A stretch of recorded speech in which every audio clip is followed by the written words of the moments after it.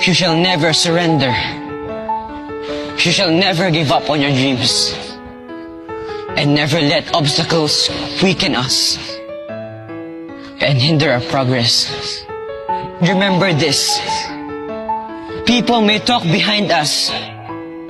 People may not believe in us. And people may drag us down. But do not be shaken. We do not exist and we do not live for them. Because we live for the people who have faith and believe in us. Because we live for our family. Let us not be afraid facing our challenges. Let us pursue our dreams. Mapapagod, pero hindi po susuko.